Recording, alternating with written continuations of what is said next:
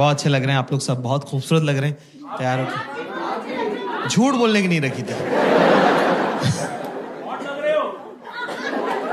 जिंदगी में यही कमाया, लॉन्डे हॉट बोलते।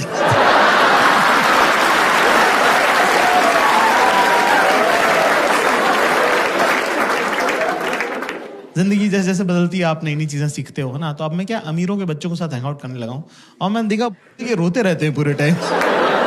Bro, my dad was not around, bro. I had an absentee father. बोल कि तू अमीर ही इसीलिए क्योंकि तेरा बाप घर पे नहीं था, वो घर पे होता तू गरीब होता, समझे? Bro, my dad was not around. हमारे फादर साहब अभी रिटायर हुए हैं 4 साल पहले। एक बार हमारे पापा टीवी देख रहे। पापा लोग टीवी कैसे देखते हैं ना कि ये शहर किसने बसाया?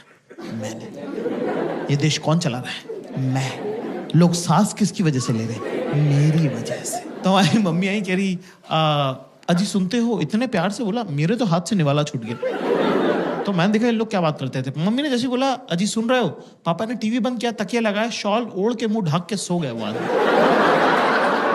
मैंने कहा ये लोग करते क्या रहते हैं, जरा देखूं तो मैं साइड में खड़े होकर देख रहा हूँ। हमारी मम्मी और हमारे पापा बात कर रहे हैं। मम्मी कह रही क्या हुआ? पापा कह रहे मम्मी कह रही सुन रहे हो? पापा कह रहे नहीं।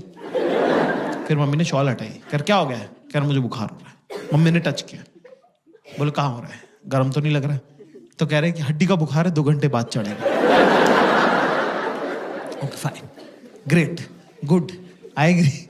फिर कह रहे, फिर मम्मी ने जो बात बोली उसके बाद से मेरा और मेरी मम्मी का रिलेशन हमेशा हमेशा के लिए चेंज हो गया, है ना। मुझे नहीं पता था कि मेरी मम्मी भी तो लड़की है और बिल्कुल आप जैसी है, सेम मेरी माँ, है ना। उन्होंने कहा कि मुझे एक सगाई के फंक्शन में जाना है और मेरे पास सगाई में पहनने लायक कपड़े। और क्या हम क्या 3 भाई थे ना, तो हमारे घर में सेंसिटिविटी और मेकअप का सामान दोनों नहीं आ पाए।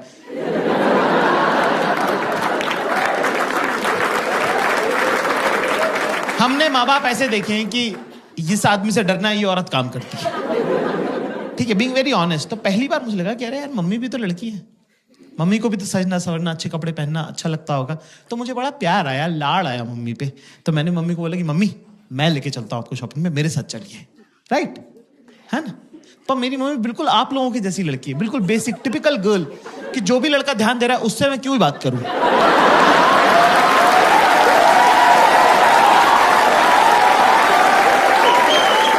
जो इग्नोर कर रहा है उसी में तो घुसे रहना है 24 घंटे। भाई अगला बंदा टस से मस नहीं हुआ।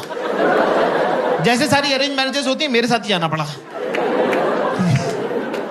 मैंने गाड़ी में मम्मी से पूछा, मैंने कहा मम्मी पापा आपको शॉपिंग कैसे कराते हैं? अच्छा, हमारी मम्मी पापा की है चाइल्ड मैरिज, तो मेरी मम्मी को पता भी नहीं, कंपैरेटिव भी नहीं है मेरी मम्मी के पास कुछ कि कुछ और क्या हो सकता था बेटर।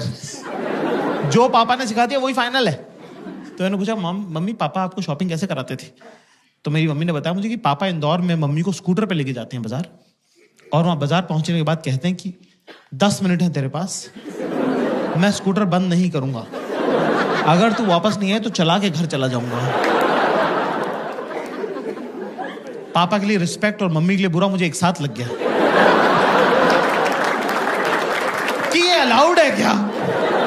मेरी मम्मी के साथ ऐसे कैसे किया, पर ये अलाउड है क्या?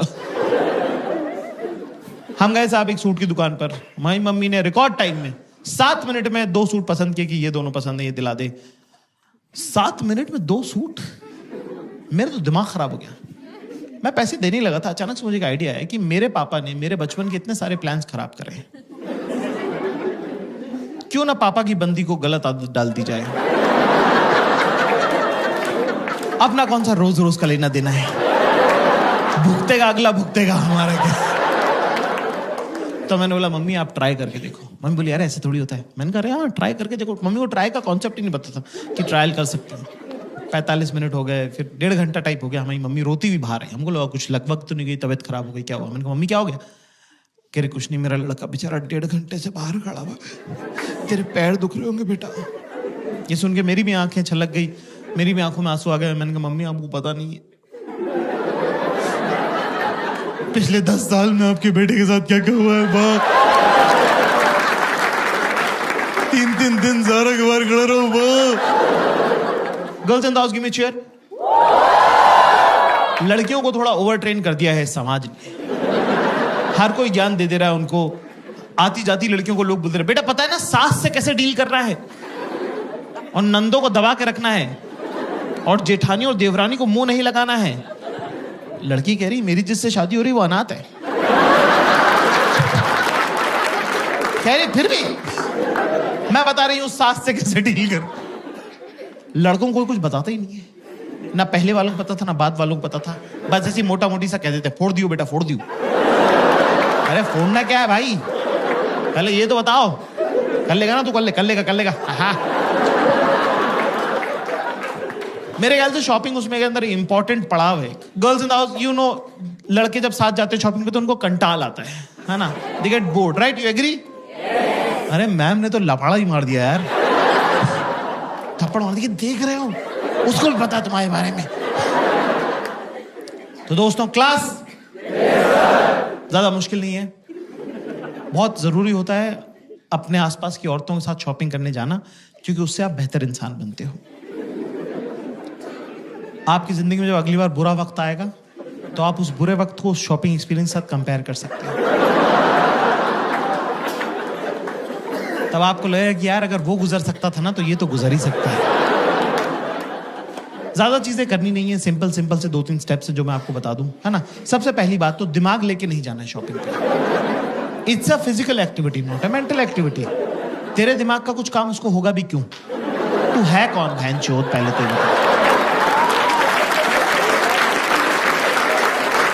फैशन तुझे नहीं पता, है ना। स्टाइल का सब तेरे पूरे खानदान में किसी को नहीं आता। तेरी खुद की शर्ट तो तुझे उसने लाके दी है, तेरे को लगता है वो अपनी ड्रेस तेरे से पूछ के लेगी? नहीं, नो। तो ऐसे में दोस्तों हमें क्या करना है, ये बहुत इंपॉर्टेंट सवाल है। कुछ नहीं करना है, चाहे दिमाग में आप चाहे थाईलैंड घूमो, चाहे एम्स्टर्डम जाओ, उनको उससे कोई मतलब नहीं है। सीधे चेंजिंग रूम के बाहर खड़े रहो, जेब में हाथ डाल के, गर्दन टिल्ट करके। वो आएंगी, अपने आप से बातें करेंगी और चली जाएंगी। जब वो बीच में बात कर रही है तो बीच में ज्यादा जो है इंटरएक्टिव होने की जरूरत नहीं है। चुपचाप खड़ा रहे, स्माइल करता रहे। एंड में जब वो आई कांटेक्ट करके आखिरी लाइन बोले तो उसमें बोल दे सही है। वो आएंगे और बोलेंगी कैसा लग रहा है अभी, देख अभी ना अभी तो बस कलर देख खाली, ठीक है, क्योंकि अभी तो ब्लोटिंग हो रही है ना, तो मैंने एक साइज बढ़ा लिया है। हाँ, एक तो ये सब कुछ ना गोरे लोगों के लिए बनाते हैं। ये देख, ये यहाँ बटन है, इसका यहाँ बटन है। हमारे क्या घर वाले नहीं है क्या? नहीं, ये तो बहुत ऊपर हो जाएगा ना, ये तो अच्छा नहीं लगेगा। नहीं। पर मैं क्या करूँ, मेरा जो टेलर है ना, उससे मैं यहाँ टाका लगवा लूंगी एक।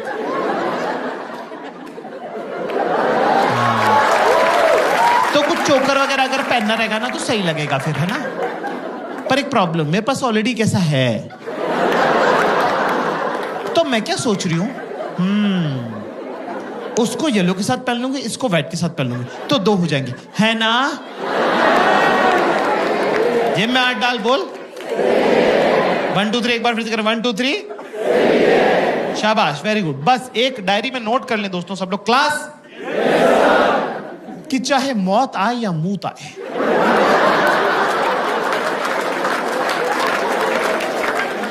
चेंजिंग रूम के बाहर से बेटा हिलना नहीं, चाहे जो हो जाए, हाँ ना। क्योंकि एक बार मेरे साथ हो चुका है। एक बार क्या हुआ कि मैं 4-6 घंटे तक खड़ा रहा एक कपड़े की दुकान के सामने, ठीक है, चेंजिंग रूम के सामने। और क्या होता है, रिफ्लेक्स एक्शन कोई चीज होती है, गर्म पानी में हाथ डालो तो हाथ अपने आप खिंचता है। तो मेरे दिमाग को ऐसा लगा कि कहीं मेरे पैरों की नसों में खून ना जम जाए, लकवा अकवा ना मार लूं मैं। तो उसने मुझे बिना मुझसे पूछे चलवा दिया। इतनी पास था मैं, इतनी पास, भाई साहब बैठे इतनी पास। 8 कदम चलाऊंगा मैं बड़ी मुश्किल से, इतने में येलो वाला ड्रॉप ट्राई हो गया। इतनी पास था मैं। धीरे से बोलती जाकिर, मैं पक्का पलट के देखता। थोड़ा जोर से बोलती बाबू, पूरा स्टोर पलट के देखता। कौन बाबू नहीं है, सब बाबू हैं। ये बड़े बड़े मूछों वाले, दाढ़ियों वाले, 45-45 साल के मुष्टंडे, सब बाबू हैं। आप बड़े होकर डॉक्टर इंजीनियर नहीं बनते हो, आप बनते हो, लेकिन नहीं, शी चोज वायलेंस। आंखों से लेजर छोड़ी उसने। 3 सेकंड बाद मुझे गुद्दी में गरम गरम लगने लगा। मैंने पलट के देखा, वहां शक्तिमान खड़ा हुआ था।